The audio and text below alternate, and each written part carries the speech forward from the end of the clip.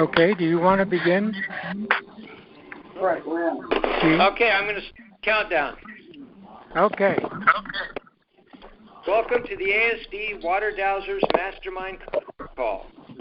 These talks are open to everyone, scheduled for each month. It's too much noise around. About an hour. Today is the 18th of November, 2019. I'm G from Northern California Dowsers in Redding, California. Jeanette and I will be joining your hosts, Sherry Hope and Ed Stillman, for tonight's program featuring Raymon Grace. This will be recorded and accessible at ASD's website under the Members Only section. Please hold your questions until your host calls for them at the end of the guest speaker's talk. Thanks. I'm now turning the program over to Jeanette. Hello. I would like to mention that ASD is having a Discovery Dowsing teleconference scheduled tomorrow, Tuesday, November 19th at 8 p.m. Eastern, 5 p.m. Pacific, featuring Alicia Artman on increasing accuracy of our dowsing. And you can dial into that number at 646-76-9923, participation code 126-360-394, and you press pound at the start. And, of course, our conference call will be available within 48 hours after this call. I now turn this program over to Ed Stillman. Okay. Well, at this point, I'm going to go ahead and talk about Raymon for a few minutes. I am very pleased today to present Raymon Grace as our featured speaker. Raymon is the founder and president of the Raymon Grace Foundation. He is a dowser, lecturer, and author, and he has written 3 books: The Future is Yours, Do Something About It, Techniques That Work for Me, and Seasons of April. His books have been printed in English, Chinese, Italian, Spanish, and some Russian. And I've read all 3 of these books, and I'll tell you, they're very worthwhile reading. A lot of good information there. Raymon has also created over 50 DVDs sharing information he learned over the past 40 years or so. He has been a guest on numerous radio talk shows, including the well-known Coast to Coast AM radio program. His work in improving water and other areas such as self-improvement have reached an amazing 142 countries. He has been recognized by the Virginia State Senate for his dowsing work in Virginia. Raymon is a down-to-earth, plain-spoken person who tells it as he sees it. His dress clothes and jeans and cowboy boots, and he doesn't own a suit and tie. He's for real. So today, we're going to find out how Raymon works with water, and we'll hear some of the miraculous stories he has to tell. Raymon, my very good friend, please begin. Thank you, Ed. Really appreciate getting to talk to you folks out there this evening. And, Ed, I guess it would be a good time right now to express my gratitude to you and Carolyn for your hospitality the years I've visited in Sedona. You folks just turned your house over to me and whoever happened to be with me. And I don't know if I ever really properly thanked you for it, so I'd like to take a good opportunity to do it now while I have an audience. Well, thank you. And Carolyn wanted to say for me to tell you that she's happy to see you again and hear you again, and excellent. Well, you gave me some hints on how you want to start this out. And, Ed, feel free to interrupt me at any time here if something you want to ask about some of the stories I'm telling here. That would be fine. But one of the questions I was asked to address was how I got started. Well, this goes back to about 93, and I went to a dowsing meeting over in Asheville, North Carolina, the Appalachia Dowsers, and actually they had invited me to speak on mind development. And at the time, I was teaching for the Silva Method of Mind Control and Jose Silva, so I went over to make the talk and also meet with them, and I was very interested because these people were being able to get information faster than I could, and I was supposed to be teaching it. So I thought, wait a minute, they've got something I need to know. So I started attending every meeting they had, and I'm going to just kind of lump all this together. And then I was speaking at the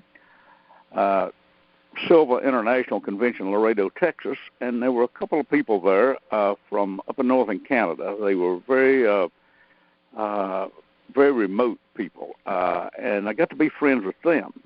So they introduced me to Ozark Research Institute, and one day I got a call from Harold McCoy asking me if I would come out and teach at one of their sessions they were having, and I couldn't figure out why they wanted me. Because I said, well, you don't even know who I am. He said, well, we've heard you talk. Someone sent us a recording of what you spoke at the conference down in Laredo. So I thought, well, okay. So there I met some really good doubters, very, very good people, and then I also met people from all over North America.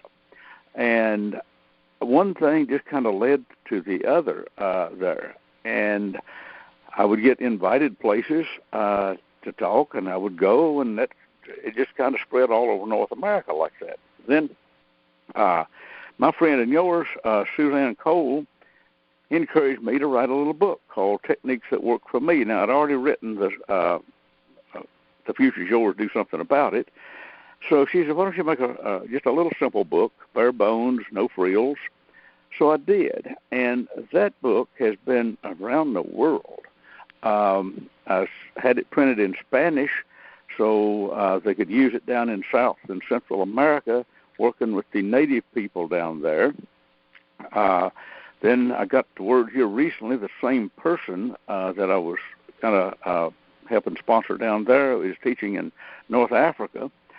So when someone wants to use some of this work, I try my best to make it easy for them because I'm not much of a traveler anymore. I haven't been on an airplane in over 14 years, and will probably never get on another one.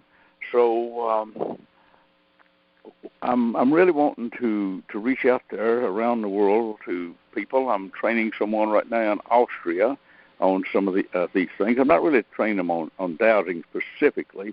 It's on how to use the mind, which is also, in my opinion, the purpose of dowsing is to allow us to access information that we normally might not have access to.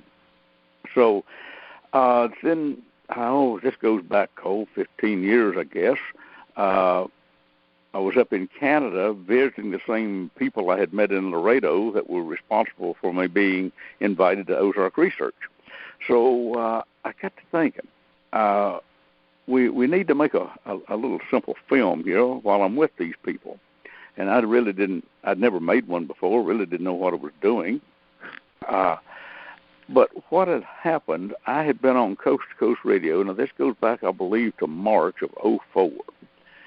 And George Norrie, the talk show host, asked if people would set a container of water by the radio if I could change the energy and the taste of the water. And I said, well, I don't know. I had no idea you were going to ask this, but, the worst we're going to do is nothing. So if we don't do it, we'll always wonder what would happen if we tried. So let's do it. And we got feedback from all over the country. 10 years later, I was still running into people saying, I was listening to the radio that night, and you changed the taste of my water. And I'm thinking, well, we did pretty good, I guess. So I thought, well, if we could do it over radio waves, why couldn't we do it with a video? So we made a video, and it worked. Well, later on, we got better equipment and got our act together a little better, and we made some DVD. I think I've made a couple of DVDs on that. And that's the way we've kind of reached out one step at a time and just try something, see if it works. Now, we've had some really good highlights in all of this. That one on Coast to Coast was a real breakthrough because I honestly didn't know it was going to happen. About 4 years ago, there were 30 folks from Italy came over and met me over in Charlotte, North Carolina. And they came over for a class, and we had an interpreter. I would say a few sentences in English, and they would interpret it into or translate into Italian. And we got through a class like that. I'd never done one before, but it worked pretty good. And I said, look, you folks come halfway around the world to visit me, and I really appreciate that, so I would like to do something nice for you. Now, I understand you folks in Italy don't have real good water. That's why you drink so much wine.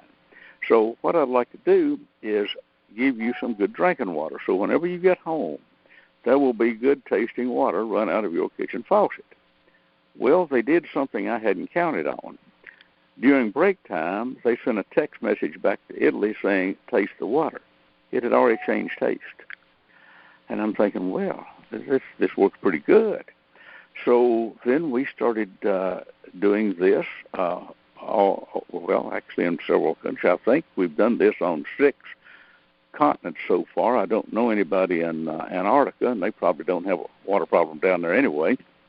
So, but I think we've done a little bit on all the other continents.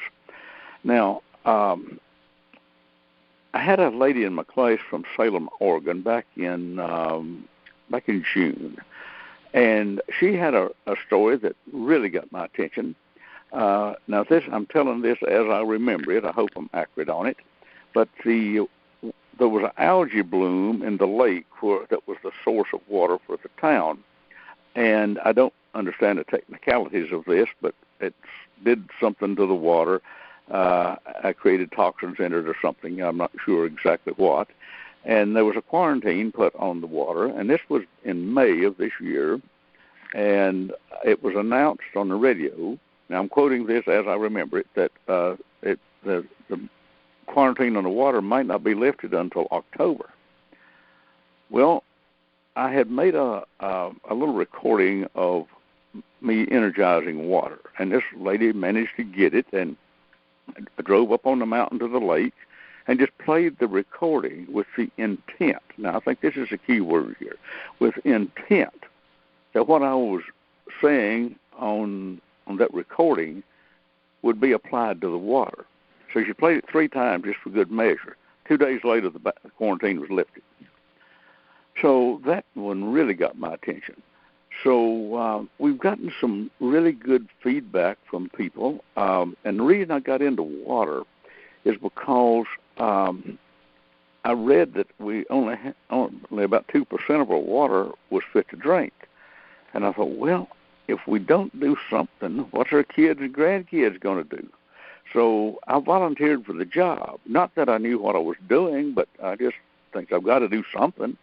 There's a terrible misconception about me, Ed. People actually think I know what I'm doing. That's not really true. It's not that I know what I'm doing. It's that I don't know that I can't. And I would say I've done more stuff like that than I ever did by actually knowing what I was doing. And that's why I encourage people to do things.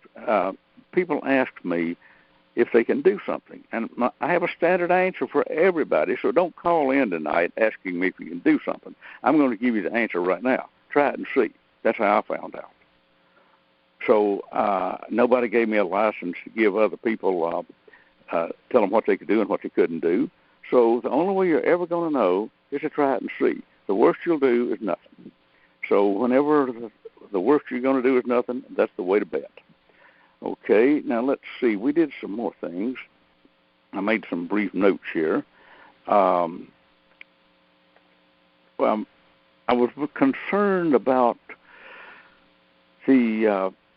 about abuse. It's always concerned me. Back when I was about 15 years old, I had a thought one day that I would like to go back in time and prevent people from being tortured and abused. Well, it took me years to figure that one out, but I finally figured it out. I'll tell you about it a little bit later on. But at the time I made this film, I really didn't know that. So I made a film called Blueprint for Freedom, and it's out there for free. We were going to sell it, but I said, let's just give it away. So you can go to my website, RaymondGrace.us, and up at the top, click on Dowsing. And that opens up a page of free interviews and some films. Blueprint for Freedom's on there. There's another real good interview on there that my friend Bob Keaton did with me, and it's called Imagine. So it has some pretty good stories in it. And when someone contacts me wanting me to work for them, I say, well, I don't really work for anybody unless they know something about me. So I send them to that interview and say, listen to that, and then if you still want me to work for you, let me know. And that seems to work out pretty good. It might weed out people, but that's okay too.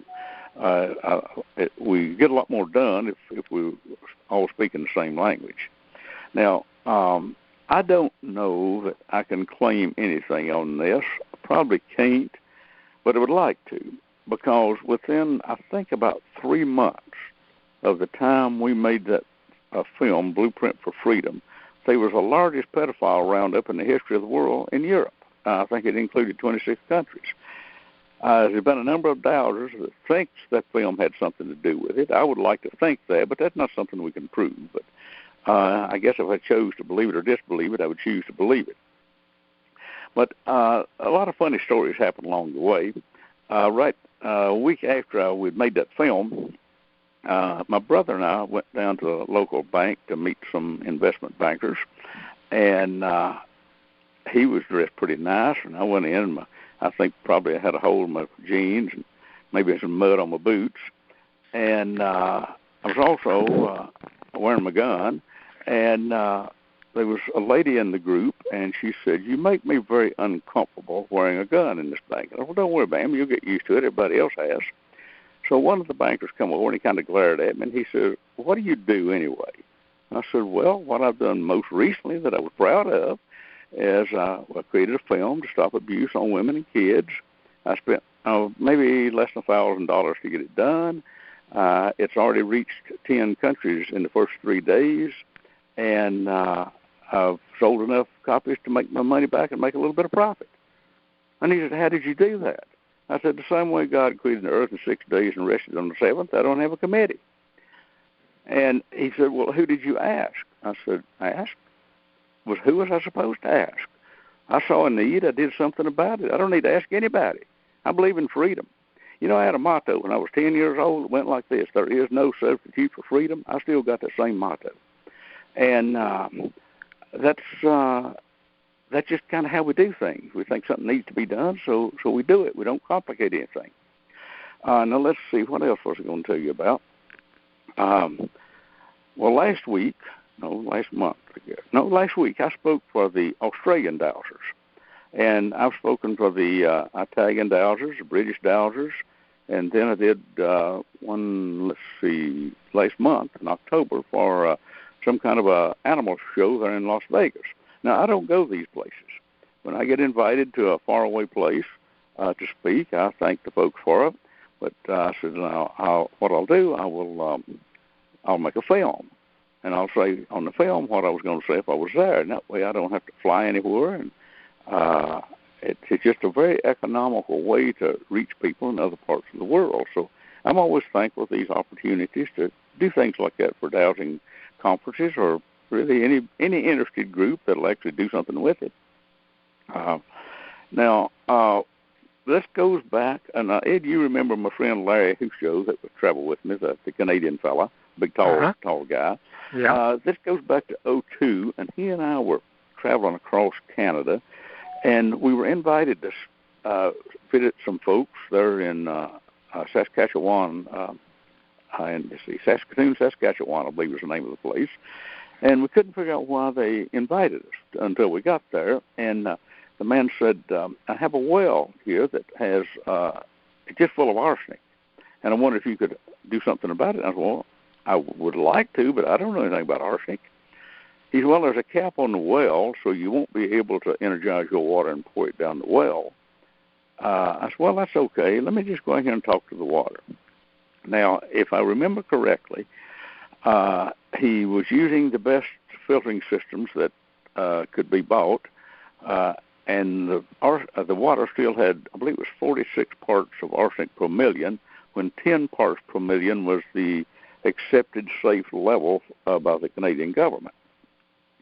And I said, well, I've done what I know how to do, or even I've actually probably done things I didn't know what I was doing, but you have that water tested and let me know. Well, I'd say a couple of months went by, and he called one day very excited. He said 90% of the arsenic is gone. I said, well, I'm really glad to hear that. Have it tested again one of these days and let me know what happens. So it's probably a year later, he contacted me. There's barely a trace of arsenic in the water. Where'd it go? Well, what I think it did, I think I turned it into water.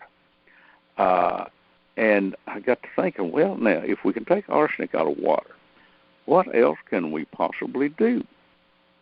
And I just started taking about every opportunity I had to see what we could do. And a lot of times I'll be doing a phone section with people. I still do those.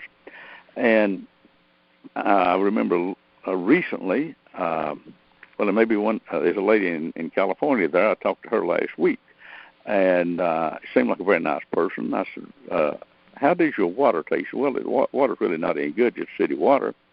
I said, well, go to the kitchen and let the water run about 5 to 10 seconds and get you a drink and tell me what you think. She did that.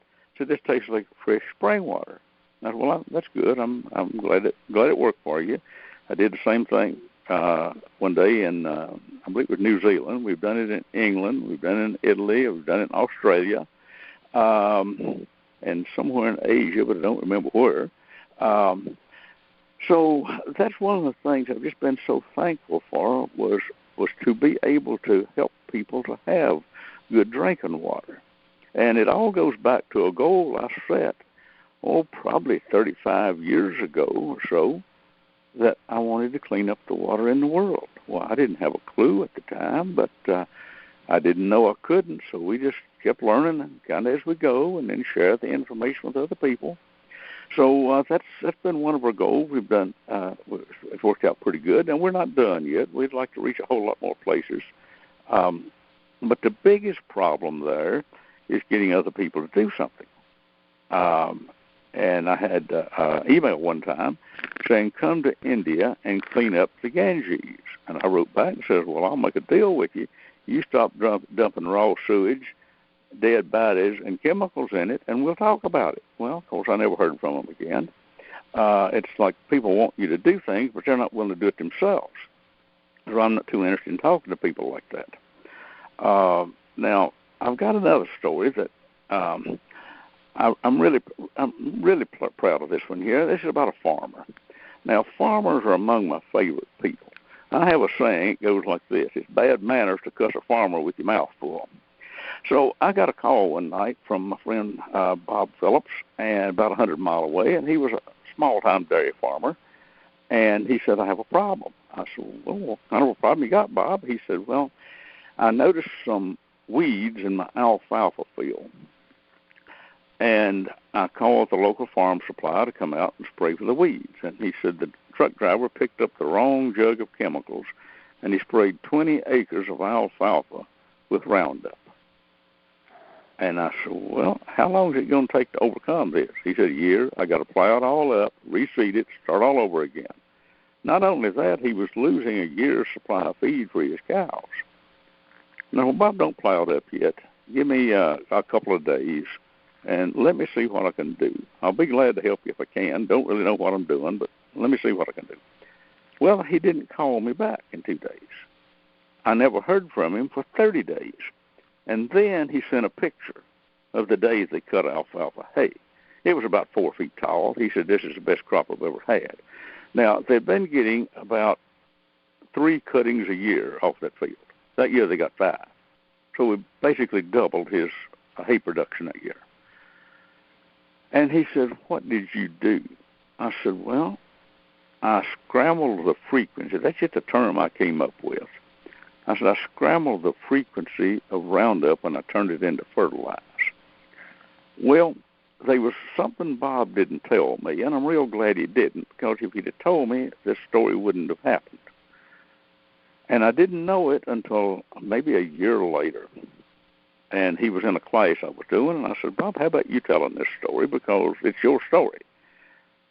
And that time he said, there was not a living alfalfa plant in the field anywhere.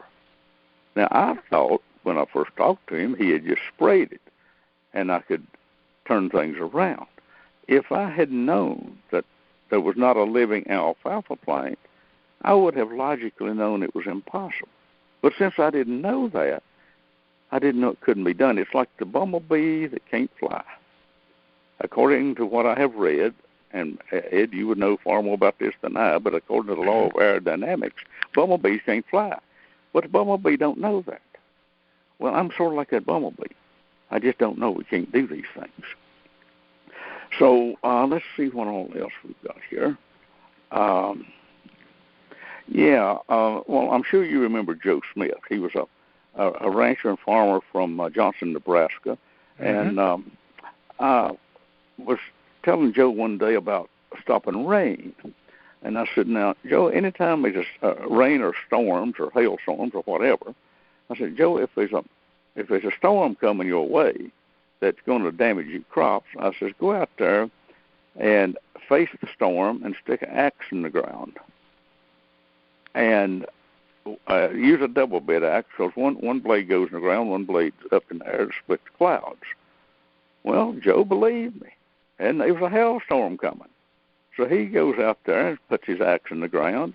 The storm splits and goes around his ranch, but he gets a good rain.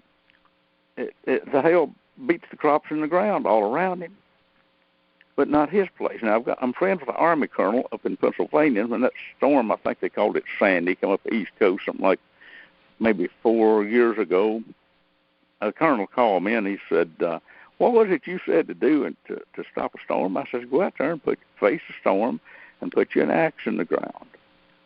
And the storm came and split and went around his farm on both sides. And, that's just two examples where I taught somebody else to do it.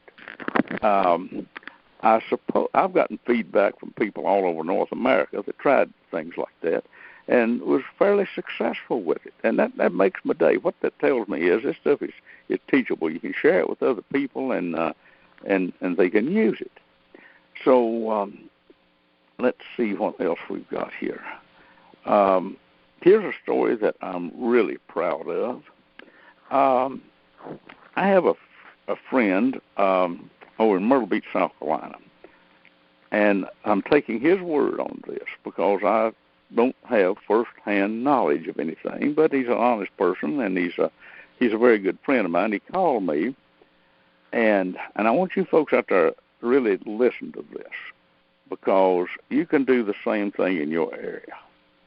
Don't call and get me to do it for you. I'm going to show you how to do this as best I can. I may have to censor a little bit of it, but anyway, he said this year there were 12 girls disappeared in Myrtle Beach. He said kids come down here on vacation, but he said there's 12 of them that's not going back this year. He said their parents will never know what happened to them. He said I found what happened to them. He said I found a little canal here. That you can get a small boat in, a place to park a vehicle. And he said, there may be different ways of doing it, but here's one scenario. A couple of fairly nice-looking guys, dressed well, goes to a bar, and one of them gets the girl engaged in conversation while the other one slips something in her drink, and they offer to take her out to the car, but she don't ever get to the car. He said, and you can't file a missing report here on a missing people report for 24 hours. He said, in 24 hours, she's on a boat heading for the Middle East. He said, would you help me? I said, of course I'll help you. And Benny always shows up when I'm over in Charlotte, North Carolina. And every year he shows up. I said, Benny, any more girls gone missing this year? Nope. If my information is correct, 7 years, and there's never been another one gone missing. So this is just one of the things you can do. Now, I realize somebody's going to say, how did you do it? So I might as well just go ahead and answer the question now. Now, let me say this before we start. You may not like the way I do things. If you don't, keep it to yourself. Because I have a attitude, and it's not always kind and benevolent. And that is, whenever you are doing something to benefit people, don't mess with it. Okay? Because I was on a stage up in, I won't even say where, but I told this story. And what I said was, I created a form. No, let me back up. First thing I did, I said, I want to get information on all the human traffickers in Myrtle Beach. And I found out that they were some that were demonically possessed, and all of them were possessed by just negative entities. So I created me a form and gave it a name of, you're the, I'm trying to think what name I gave it. I think the slave trader. And literally I pulled up my knife and stuck in the heart of the form. And when I did that, I actually did a demonstration. I can't do it on the phone, but I actually did a demonstration on stage. And I told everybody, I said, now, watch carefully, because if you bat your eyes, you're going to miss it. And sure enough, somebody said, what did you do? So I told them. And then the questions started coming, well, why didn't you do it this way? And this is my standard answer. That's why I don't want anybody calling in saying anything. I want this to be positive. This is my standard answer. Lead, follower, get the hell out of the way. And that's always what I tell anybody that questions my methods of getting the job done. If you can do it better, go ahead. If you can't, don't mess with me. So we deal with some really evil stuff out there in the world. Now, we deal with some good, positive stuff, too, but somebody's got to do it, or at least that's the way I think. So that's what we did. Now, I got another story to tell, and then I guess we'll just let you take over. You said talk for about 30 minutes, and actually I think I'm a little over 30 minutes, so why don't you go ahead and step in, Ed, and I might save this other story just for last, or I might not even get it in at all, because I'm going to freak somebody out if I tell it. So go ahead, Ed. Go ahead and ask any questions you want to ask. Well, okay. I've got a pretty good one here for you that's maybe a little bit different. Okay. Raymond, I recall that you have worked with the police on numerous investigations where you have provided essential information that led to helping law enforcement officers with dangerous duties. Would you be okay to discuss maybe one or two of those events for us? I'd be glad to. Now, okay. Ed, I always try to be as accurate as I can. I have worked some with the police. I have not worked a lot. So I just want to make that clear. It's not like I have a regular job with them. One of the better ones I've got, I guess, was in an Eskimo village up on the Arctic Circle, roughly 1,000 miles north of Montreal. And I was friends with the female Mountie that worked there. Actually, she came down and hung out with me a couple of weeks. And she told me, she said, I'm afraid to go to work every day. She said, I have a 9mm pistol. They all have rifles.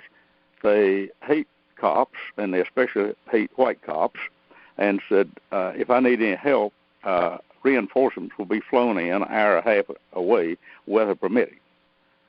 So I think, well, I'd like to help her out. And I have a letter from her on official Royal Canadian Mounted Stationery stating that the violent crime rate in that Eskimo village dropped to 0. She said, no, we still have petty crime, but the violent crime dropped.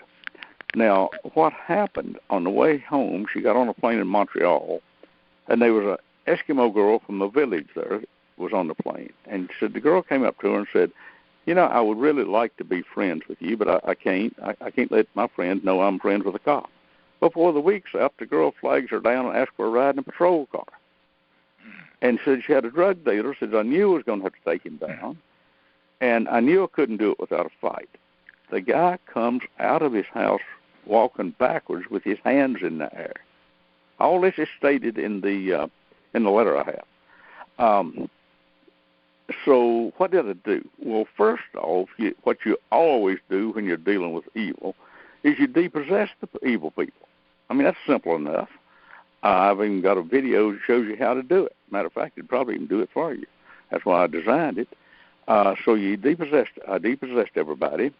I took away all of their violent archetypes. Archetype is a trait or a characteristic that affects a person's behavior.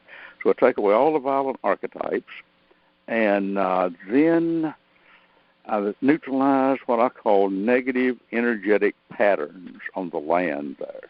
See, energy is impressed upon matter, and thoughts and actions are energy, and the rocks and the land and your physical body is matter. So you're affected. I have another saying. It goes like this: energy is contagious. I recently put out a little short 3-minute film with that title, "Energy is Contagious," and it's out there for free somewhere. I'm not a technically minded person. My brother made that film for me, and he got it out there somewhere. So I guess you could type that in and find it. Just "Energy is Contagious." So I took away all of the, I would say, negative energies, I guess, even from the rocks and the water and the people and everything I could think of. Now, I'd never done that before, but I thought, well, we'll see what happens, and that is what happened. Now, I have worked, I'm trying to think if I've got another good story with police. Yes, I do.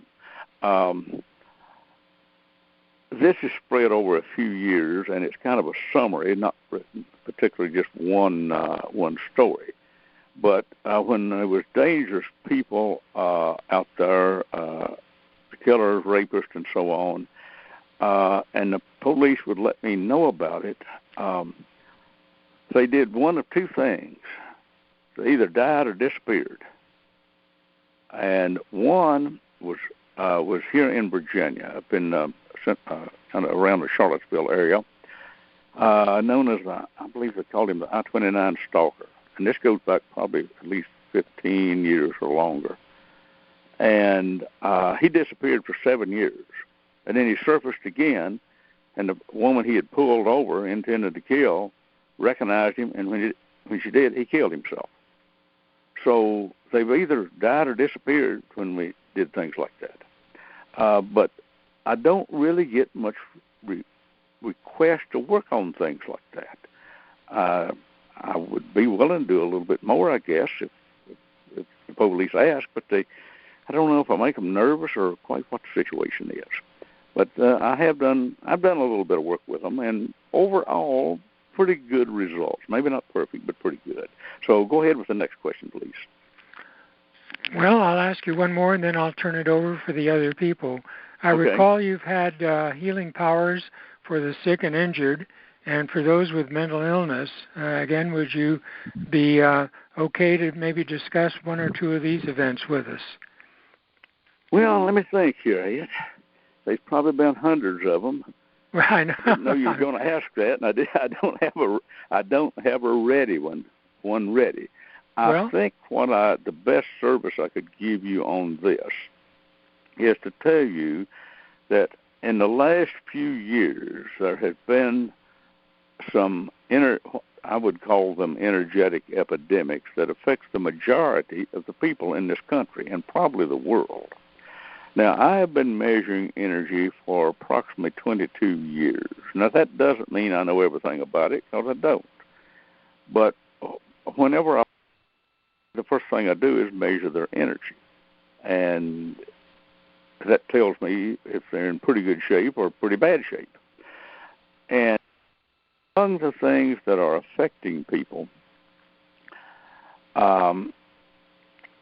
is something, and you may be familiar with this, it's what the Native Americans call the heartbeat of the earth, but the scientists call it Schumann resonance, spelled SCHUMANN. And you can actually get an app on your phone that tells you what the Schumann resonance is at that time. Now, I've got to keep this real simple because that's just the way I think. What I have been able to do is to neutralize the Schumann resonance upon people because they will feel it almost immediately, and their energy will go up. What I have not been able to do is make it permanent. So this is something people have to do for yourself. So I want to give everybody out there listening a hint. Every morning, whether you doubt or whether you don't, if you would just give thanks for neutralizing the Schumann resonance upon you, your home, your family that day, I think that was going to help you out quite a bit, because when this is affecting people, and I measure the effects on people on a scale of 0 to 100% plus or minus, well, there for a while it was hitting about a minus 90 to 100, which is pretty negative. In the last 2 weeks, I have found it even went past a minus 200. And when I talked to these people, they were pretty much going nuts. They were just coming unglued. But once I I did that for them. Then in a matter of a few minutes, they were pretty much back to normal. So it's been an easy thing to fix on a temporary basis. That's about the only thing I notice to say about it. As far as doing healing work, I do some cases practically every day. I'm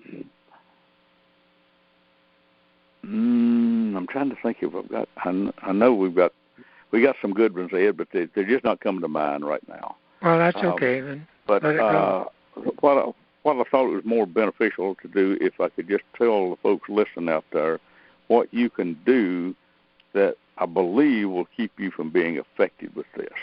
Okay. Mm-hmm. And that's, see, dowsing is wonderful to use, but some people can't dowse. So by just giving thanks for something to happen seems to be sufficient to do it, if the person really believes it's going to work. Now, a belief system is the dominant factor that controls everything that happens to us. And I found that if we can change our belief system, we can change what happens to us. So whenever you do something, you might not know it's going to work. Well, frankly, neither do I, but I don't know that it won't. So just be open-minded on it. And I tell people, when you wake up every morning, give thanks for what you want that day.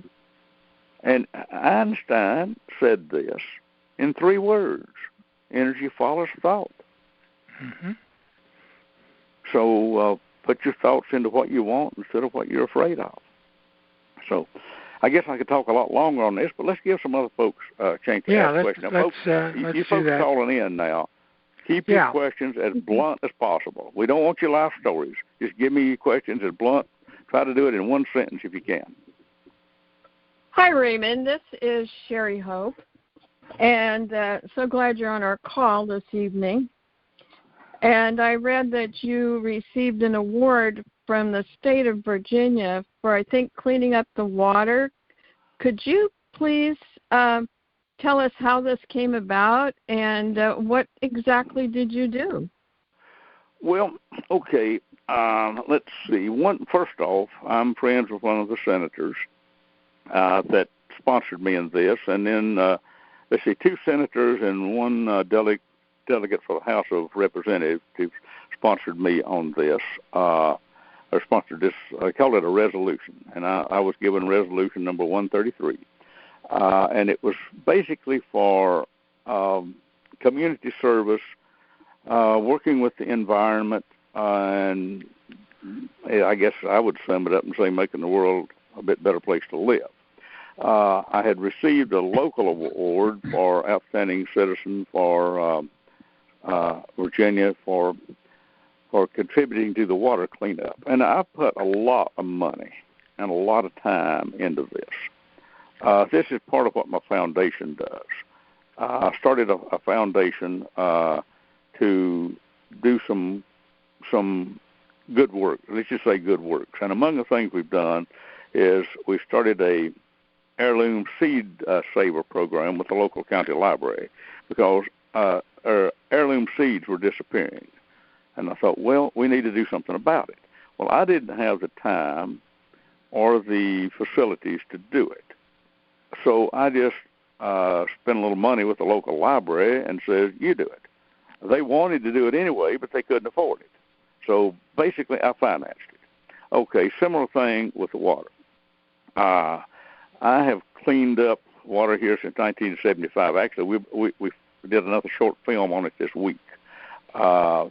I started about 1975 cleaning up the trash out of the rivers here, or the river, the one that runs through my place. My first attempt was 13 pickup truck loads. Well, the river's a lot cleaner than it used to be.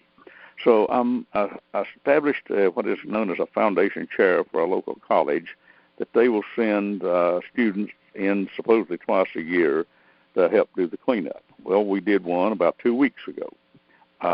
And I take my truck, and I think 11 girls showed up that day and went down the river picking up stuff, and I come along with my truck, pick it up, and then we've got a pretty good relationship with the local sheriff's department. We just piled it all up at one place, and then they bring a truck and some inmates by and pick it up and haul it to the dump for us. So it's a effort between the Sheriff's Department, the college, and me, and the other organization called Upper Tennessee Roundtable, Upper Tennessee River Roundtable, I believe. So I also pay my daughter's salary to work for these people part-time. Because we wanted to, what she does, she goes into the schools, elementary schools, in 9 counties and 2 cities in southwest Virginia, teaching the kids about cleaning up water. Well, I wanted to do that, but I didn't know how, and I didn't figure they'd even let me in the front door. So rather than try to reinvent the wheel, I just pay her salary to work for somebody that's already got it established. It's so much simpler that way, and it's been working pretty good. So let's see, what else have we done? Oh, I started a project for the 4-H kids and showing them how to grow vegetables in small containers. And we set it up on front of the 4-H building here in the local town. There's pictures of all this on the foundation site. There's a picture there of a 20-foot-long trailer loaded down with trash bags and old tires that we got out of the river, and it's pulled by a truck owned by the Sheriff's Department. So we got pictures out there of what we've done.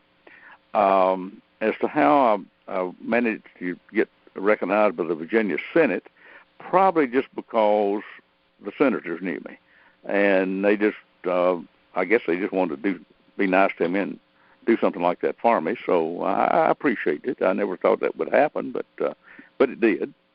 So I don't know if that answered the question or not, but I tried. Okay, so Raymond, I'm wondering, I was watching a couple of your videos, and you were using the pendulum, and so it was swinging like one direction, and then it would swing the other direction, and I'm trying to remember exactly what you were clearing, but can you explain why you do that? And well, actually, I don't do that. I have I don't think I've got any control over that, which way that pendulum spins. But when I am neutralizing something, and that means taking energy away from it, the pendulum will spin in a counterclockwise direction. And for anybody that don't know, I use a .45 caliber bullet on a chain for a pendulum, and you might be surprised at the number of people that wants those bullets. Matter of fact, I sent one to Europe today, to a very famous pop singer in Europe, maybe the most famous pop singer in Europe. I've become friends with her. She said, I'd love to have a bullet. I said, okay, I'll send you one. So I sent her one today. So whenever you're clearing something, it goes counterclockwise. And whenever you are transforming something, see, energy is neutral. We refer to good energy and bad energy, and I do it myself, but it's really not true. Energy is neutral. How that energy is used determines whether we refer to it as good or bad. So whenever we transform something, like let's just say greed into kindness, it will go in a clockwise manner. And when I'm doing a depossession on someone, it will be swinging in a yes mode, that's directly to me and away from me. And as soon as I get rid of the entities, it will then make about one clockwise spin and quit. But the real truth is you don't need a pendulum to do that with. All this work can be done with your mind. And I wanted to mention a little about Jeff Jones. Jeff's a friend of mine. Back in 97, when I first met him, I was teaching people how to energize water. And all I knew how to energize at the time was one small cup full. I did not have a clue then that we could do what we're doing today. So I taught what little bit I knew, and he said, you're putting energy in water? Like, that was a question. I said, well, yeah, I think so.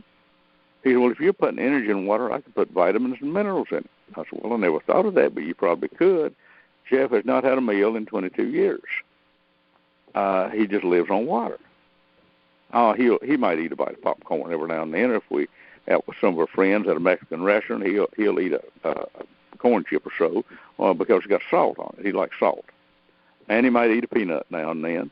But as far as a meal, he hasn't had one in 22 years.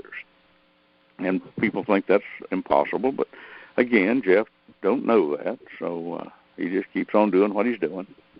Matter of fact, anybody would like to see an interview with us, go to the site I told you, my RaymondGrace.us site, click on Dowsing, and it'll open up this page, and there's a picture of a TV set there with two people on it. I'm one of them, Jeff Sutherland, and it's not the best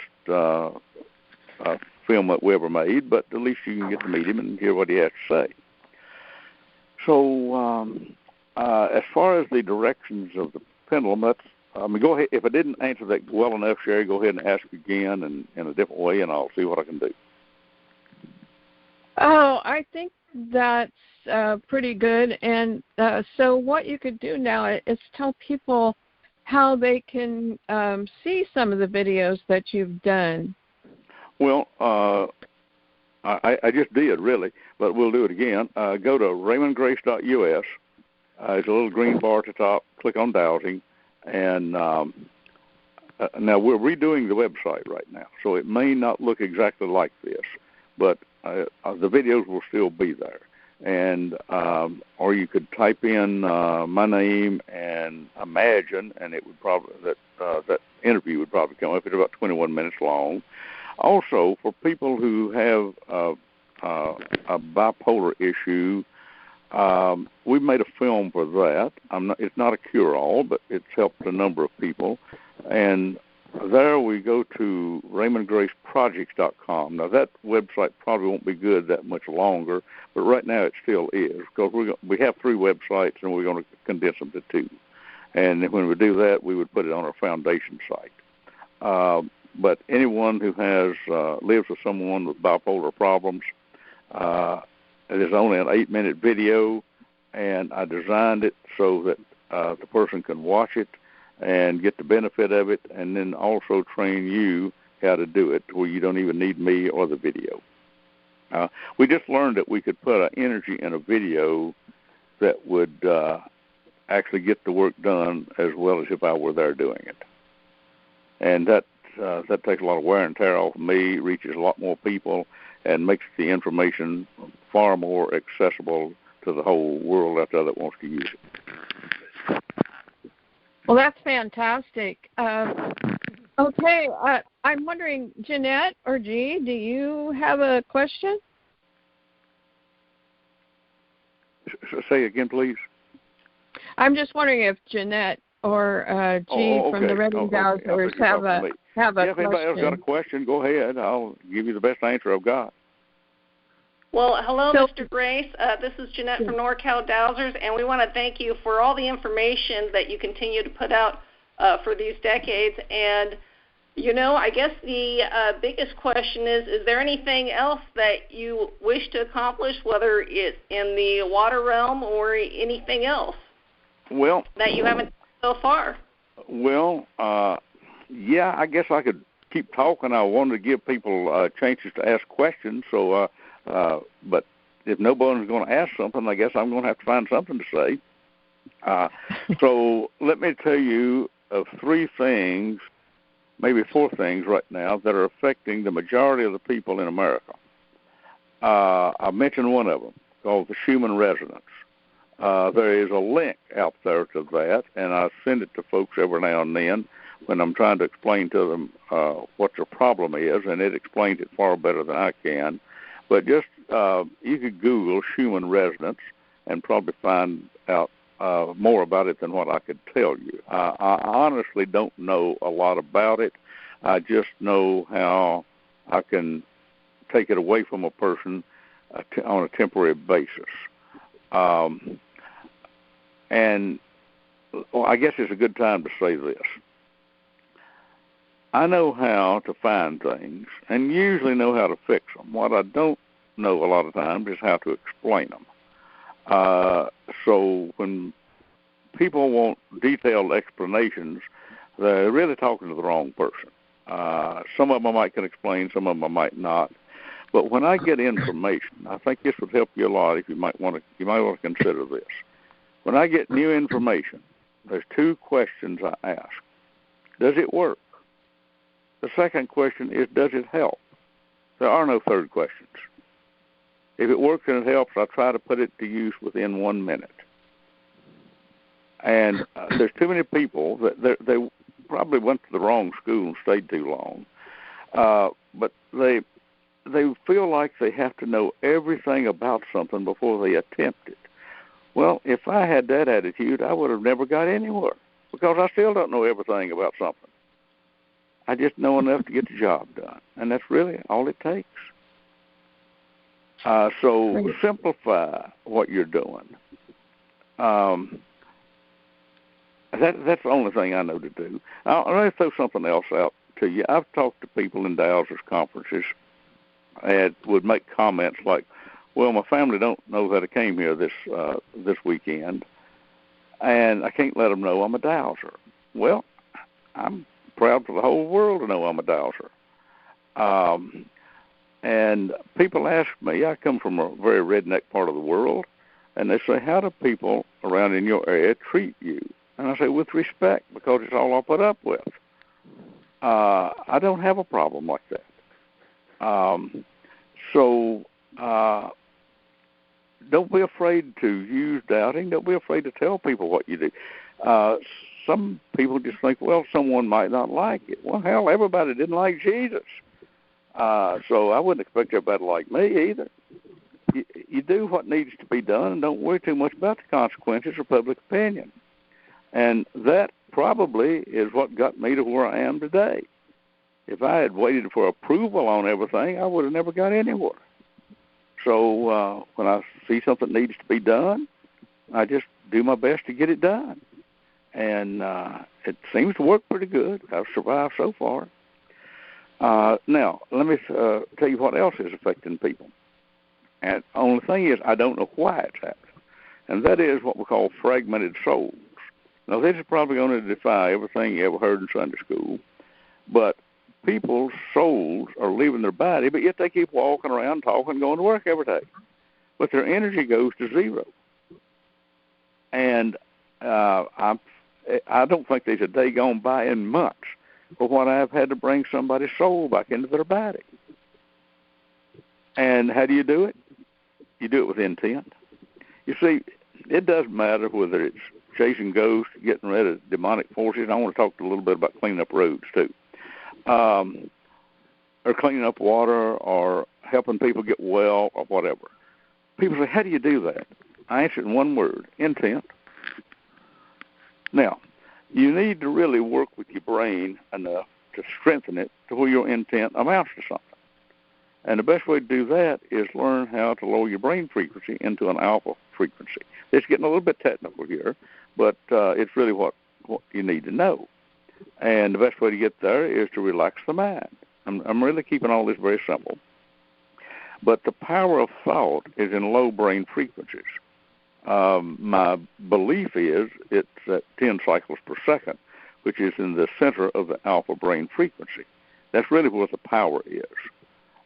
So if you can do your thinking, your doubting, and Ed, if I'm not mistaken, and you know more about this than I do, but I believe, or maybe Gladys knows more about it than I do. I think both of you do. Ozark Research did some experiments once on dowsers and found that dowsers simultaneously function in all brain frequency. Now, that's what I remember hearing, so feel free to correct me if I'm wrong on that. Yeah, that's it. Okay. Now, let's go something else. I find that there is a spirit of life, and spirit of life is leaving people's bodies. I've probably brought it back into at least 3 people today. How do you do it? Say, hey, I want to bring a spirit of life back in this person's body. Now, I realize that a lot of dowsers, and I'm not trying to beat you down either, I'm just stating what I believe to be true here, and I'm not opposed to what you're doing. But a lot of dowsers really complicate things with long phrases. And I know of one dowser in particular who teaches his students to say prayers before they douse. I'm not opposed to that. That's fine. That's what he believes in, so that's what he should share with his people. I, too, believe in praying before we douse, but my prayer is a little simpler than most. It goes like this. Let's do it. And that's just the way I do things. So keep it simple. But if you're not feeling exactly right, check to see how much of your soul is in this dimension, how much of it's in your body. Now, if it's not in this dimension, you got to bring it back into this dimension. If it's not in your body, you got to bring it back. If the spirit of life's not in your body, you got to bring it back. That and the human resonance, and one more, and I call it astrological influence. Now, I discovered this about, 8 years ago, I guess, but I really didn't know exactly what I had discovered. I called it, there's something making people crazy. So one day, a scientist friend of mine called and said, the scientists that study the stars have found something, that there is an energy coming from the center of the Milky Way that affects the minds of people. And I said, well, that's probably what I found. I just didn't know where it was coming from, but I knew what I could do about it. And I simply neutralized the negative effect of what I called astrological influence upon people. And what it does, it really messes up people's mental stability. And I work for 3 real estate companies. And to sell a house, you got to have a house to sell. Then you got to have a buyer and a lender and a lawyer and an inspector and maybe some other people. If any one of these people don't do their job, the house don't get sold. So when these real estate agents have a problem, they contact me. So I figure out where the problem is and fix it. And the majority of the time, the problem is mental instability, which many times is caused by the human resonance or astrological influence, or even a fragmented soul. So this is just the world I live in, and I do this work about every day. So go ahead and ask something else, sir, and I'll be glad to elaborate on that if I can. I don't know if we need to or not, because we've been on here now for I've been talking for about an hour, so you might need me to be quiet for a while. But if anybody else has a question, please ask. We've got about 120 people, so go ahead. Go ahead. Wait a minute, you have how many people? About 120. Oh, okay. But see, they're all on I'm glad all you folks tuned in tonight. I really am. Okay, go ahead, please. Whoever wants to ask. Great to hear you, Raymond. Really great to hear you on the radio. I just have a quick question. I've never really heard you speak slow now. I'm a hillbilly and we talk slow, so don't talk too fast or I won't hear you. Okay. Just wondering if you do have any kind of a protection protocol before you douse. I don't think I've ever seen. Do I have any what? Like a protection type of protocol, yes, ma'am, not prayers. I do. I know you just mentioned prayers. Yes, ma'am, I do. It's called an attitude. Okay, because those feelings and entities. No, I mean that. Let me explain it. There's a very thin line, if at all, between an attitude and a belief system. And our belief system, as I quoted earlier, is the dominant factor that controls everything that happens to us. And I found a long time ago, if I could change my belief system, I changed what happened to me. That sounds simple? It is. Now, but I do this every morning. I give thanks for what I want that day. I don't ask for anything. Why? Well, if you ask for something, you're saying I ain't got it. If you give thanks for it, you're saying I do have it, and I appreciate it. It works real well. Give thanks for good health, happiness, friends, family, food, water, freedom. There's no end to things to give thanks for. So if I had but one piece of advice to give people, I think that would probably be it. Give thanks for what you have and what you want. People bitch, whine, and complain don't never get ahead. So just try that. I think it'll change your life, change mine. So the only thing I'm telling you folks is what I've done myself. It worked for me. It'll probably work for you. Okay. If anybody else has you still have a question? No, that was me again. Just when he's dealing with entities and all that, that kind of spooks me a bit, and I'm just wondering, what type of advice you have if we come up against it. I know what you said about the attitude, but just curious if there was anything else. Well, ma'am, let me say this. I have people that come to my class, and I teach them how to get rid of demons, how to get rid of entities. But they don't quite seem to grasp it, even though I really try. And I try to see if anybody's got questions because I want it to work for them. Let me tell you a little about cleaning up roads here. But I don't know if they just don't feel capable or what it is, but I tell the people in class, now look, folks, don't go running from something that ain't chasing you. And people of your caliber do not attract demons. Now, all you folks listen out there, I'm talking to you. If you had the brains and the initiative to tune in tonight to learn something, you are not demon material. They're not going to mess with you. It would be one change in a million it would happen.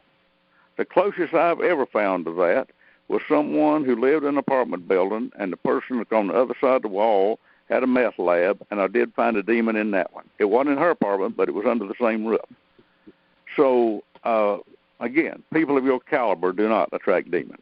Now, you might go somewhere and one follow you home. Now, that happens occasionally, and frankly, there's more spooks in churches than there are in bars.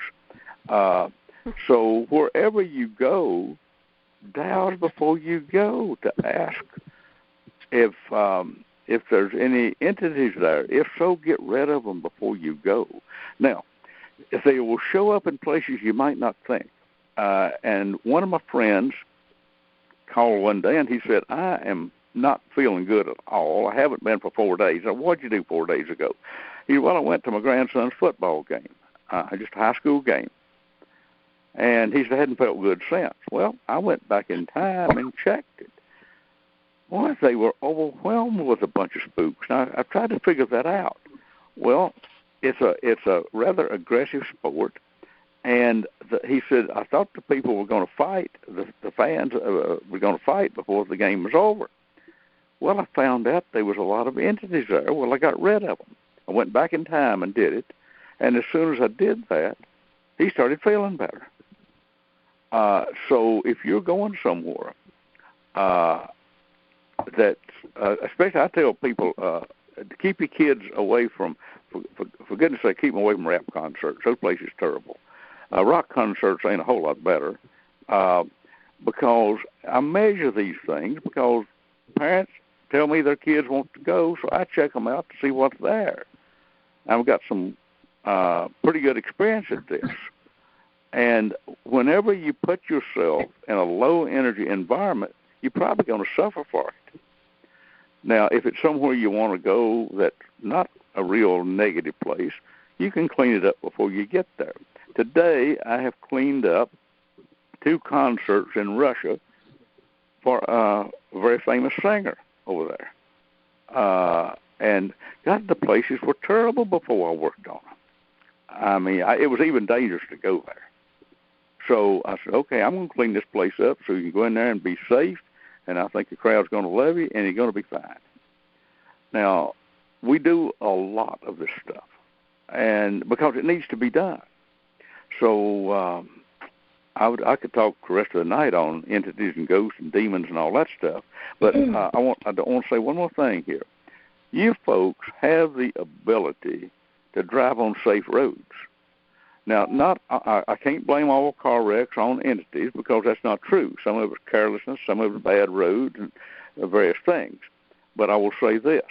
We have cleaned up roads all over North America where there had been bad wrecks for years. They are either greatly reduced or just disappear completely.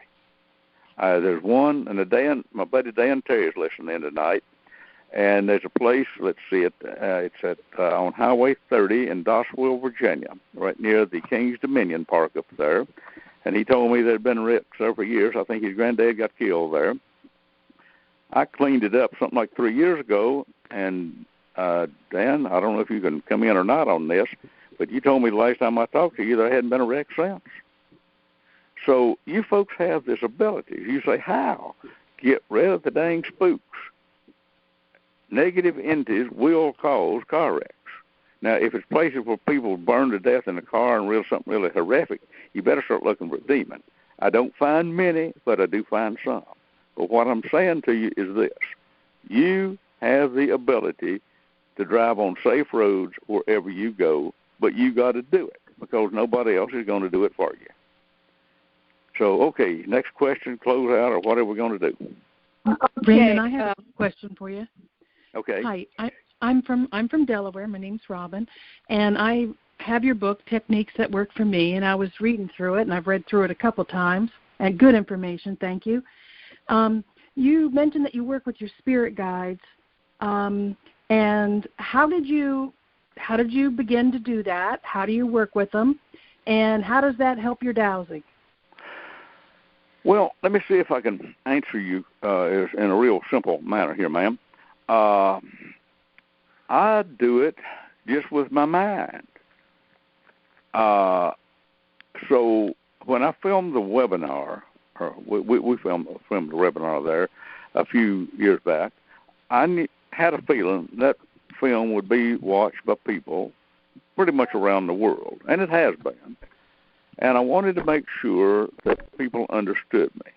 And I think, well, I've got a hillbilly accent, and some people might have a little problem with it. So I want to make sure that I can speak clearly. So I invited in a spiritual helper to help me speak fairly clearly, distinctly, and say what needs to be said. You know who I invited in? The cowboy hero of a long time ago, Roy Rogers. Loved him. And it worked. Now, I have had one person in the political arena that needed to make a talk and do real good, so I invited in a spiritual speaker for them. I have used spiritual carpenters. I remember inviting in a spiritual artist one time. One of the old masters, some Italian named Donatello, showed up, and the person's paintings literally changed to match his. Now, that was a surprise. I didn't know that was going to happen, but it did. So I would just tell you to think of what type of a spiritual helper. Maybe you might even know the one. I got a good story here to tell you in just a moment on this. And just ask if they would be willing to come in and help you out. Now, my buddy Jeff likes to play golf. He likes to hit that little white ball and chase it. And he wanted to improve his game. So he invited in the spirit of Ben Hogan. Now, I don't know anything about golf, but I think that was a legendary golfer. Well, he goes out that day to play, and he hit the ball in the water, in the sand, in the woods, and everywhere except down the hole where he wanted it to go. And he was coming back into the clubhouse that evening, and he heard this little voice that said, "I just can't fit in your body." He got the wrong golfer to help him. But he didn't know that. But he learned. So now I have got enough stories to fill several books, I guess, if I could ever remember them. But whatever you ask, I've usually got something that'll fit in there somewhere. Raymond, Pearl sent in a question for you, Pearl Nicolino, and she wants to know if you have a remedy for dry macular degeneration. No, ma'am, I don't. I don't hardly know if I've got any remedies for anything. And this is only a suggestion, but and this is what I do for anybody who's got a problem. I would check to see how much love was in her eyes, and if there's not any, invite in the spirit of love. But also check this on bodies. How many negative emotions are in the person's body? And if there's a lot of negative emotions in there, right here's what you do. You turn them into self-love. It's called, I call it mental judo. You take an energy being used against you and turn it into something beneficial. So check to make sure that you don't have any negative emotions in there or in your eyes, and then see if the spirit of love is in your eyes. If not, invite it in and thank it.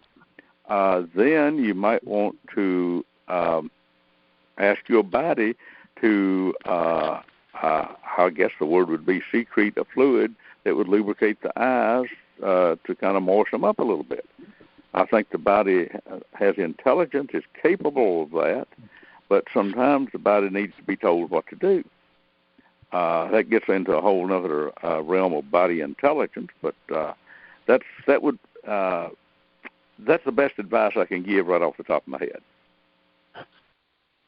Great. Now, hopefully all of you know that if you do have a question, you dial *6. We don't have much time left, but we could take a couple of more questions. Yes, ma'am. If anybody wants to ask, I'll do the best I can.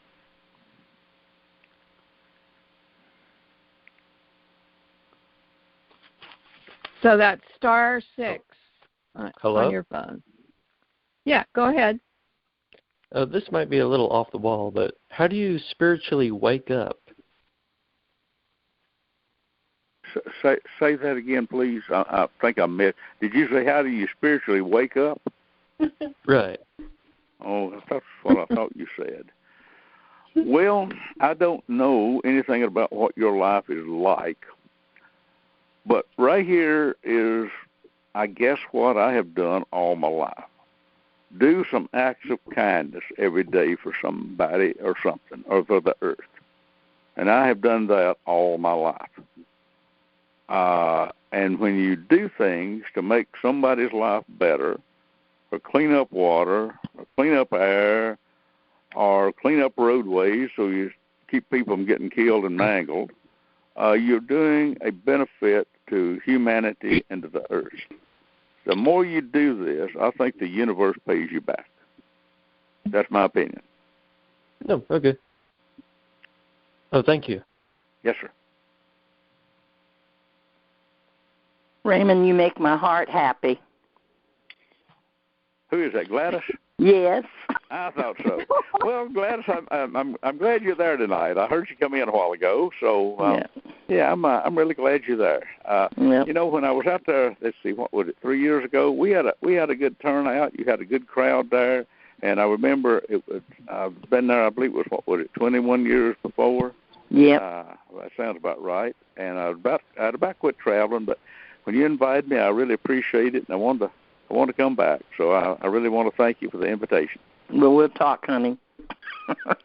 Thanks, Raymond. So this is Julie, and I have a quick question if it's not too late. Go ahead. Go ahead. Thank you. I've enjoyed this very much. Thank you. And I want to thank you for your gardening and seed saver efforts. It's really important, so that's wonderful. But about the Schumann resonance, yes, I understand this is a natural function of the earth. It has a natural, I don't know, I think the range is really low, 7 or 8 or whatever it is. I'm not real sure. But instead of praying for or dowsing for negative effects on humanity, I mean, could we douse to have that resonance be in its natural range? And I don't know why it isn't, but it's obviously malfunctioning like so many other things are. So that was my question on that. I haven't been able to do it, but let me see if I can elaborate just a little on what you said there. Now, this is what I have read. This is not what I know. There's a difference, and I try to be honest and tell you the difference. I'm not a technical person. But as far as I know, as long as anybody knows, the Earth had a vibration, what the Native Americans call heartbeat of the Mother Earth, of 7.83 hertz. That's spelled Hertz. Yes. All right, as of the 20th of September, I got an email saying that it had reached 99, and that's something like a 12-fold increase. I personally think, now this is an uneducated opinion, that this is a natural phenomena that is occurring. I don't know why. And as I said earlier, the best I can do is neutralize it upon people for a short period of time. And that's why I want to tell everybody how to do this. Can you change it? I doubt it. I don't think I can. I don't want to tell you can't, but my guess is that you probably can't. And it very well may be, now please understand how I'm saying this, it may be that this is part of an earth cleansing. And the earth badly needs it. It could be, you could be right, something out of our power or knowledge. Thank you. Okay. I have a question. I'm Tina from California. Go ahead, Can you please. hear me? Yeah, go ahead. This has been a wonderful, wonderful time to hear you talk. I'm just so appreciative. What would be one of your CDs or books that you would recommend to start with? I'm looking forward to taking... It depends on what you want to do.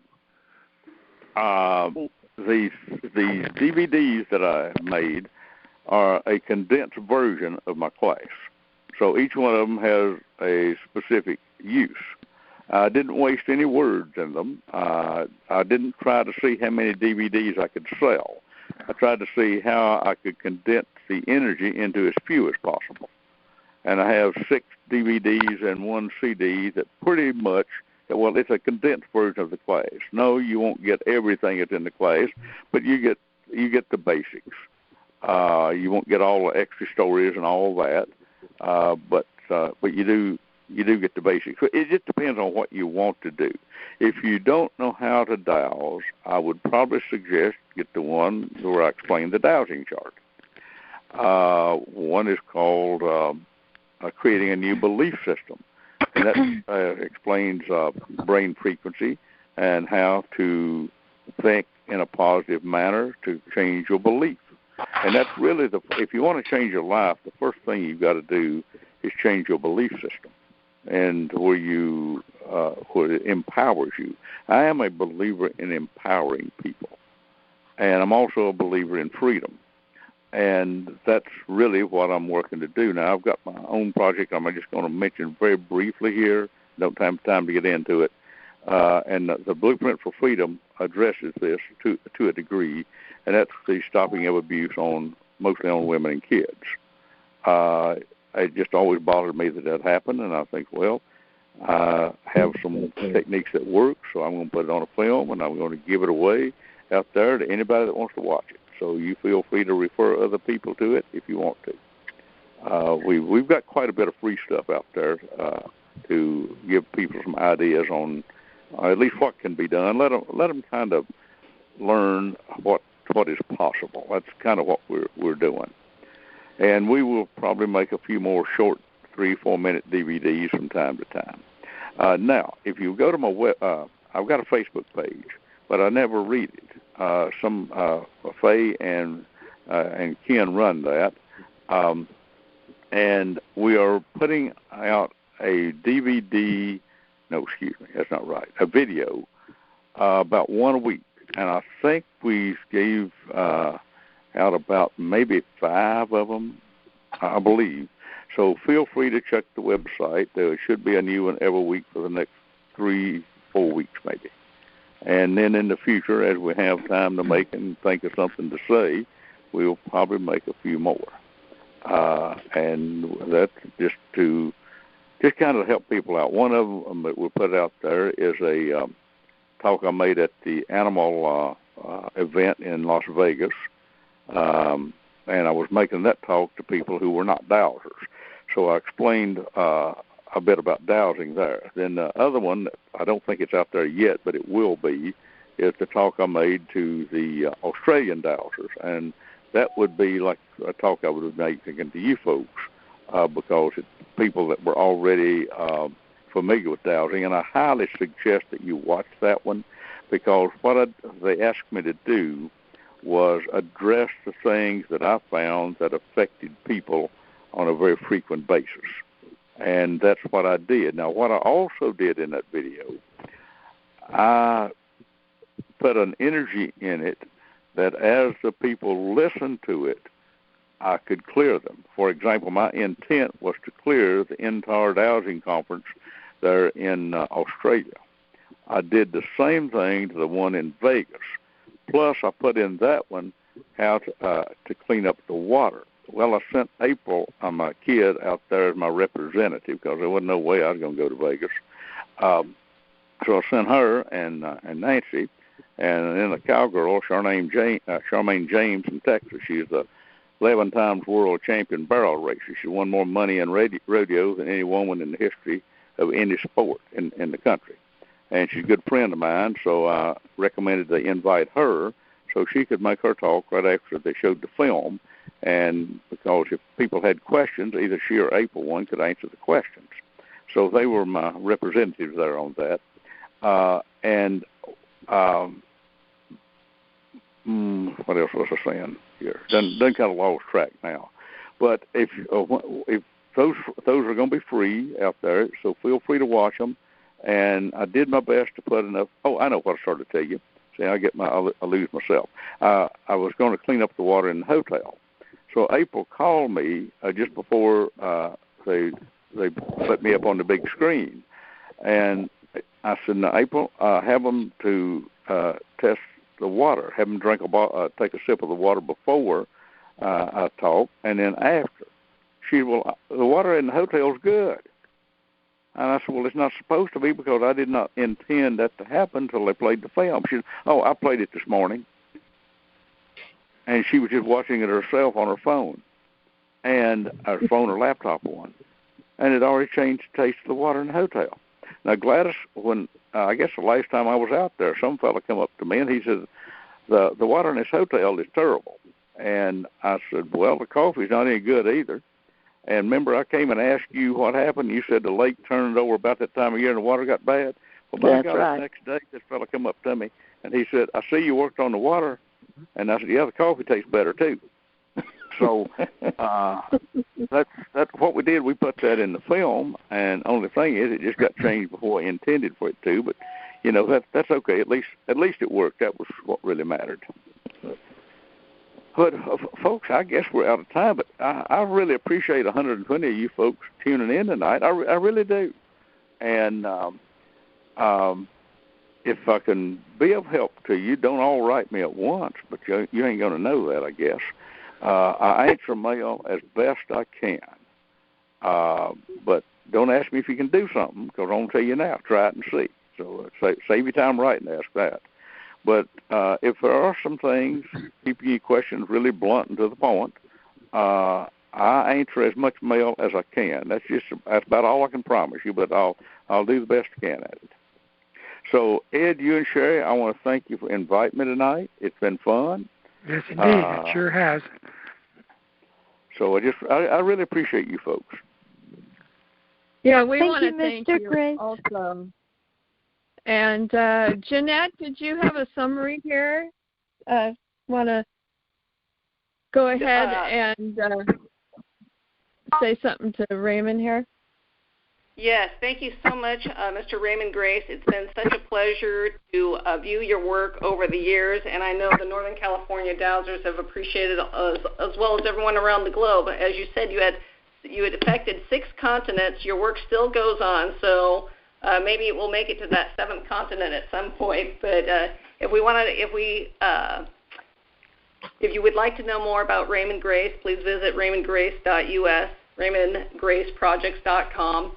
And I believe the most important thing that Raymond has stressed was intent. And, if you don't know you can't do it, then, if it does it work? Does it help? Then put it to good use. And I appreciate how Pearl had a question asking about, macular degeneration. Well, all of us have something that we can work on. And I appreciate how you were able to say, just invite love, the spirit of love in, and check and see, is there enough of love in there? And if not, invite it in. And how is there any negative emotions? Well, all of us can find something, so we can put that to good use. Our attitude and belief system is everything. And we appreciate how you've been cleaning up the water since the 70s. That is incredible. That is so beautiful. And all of us can participate in scrambling the frequency of Roundup wherever we live, like you did to that farmer. And we appreciate how you talked about the Schumann resonance.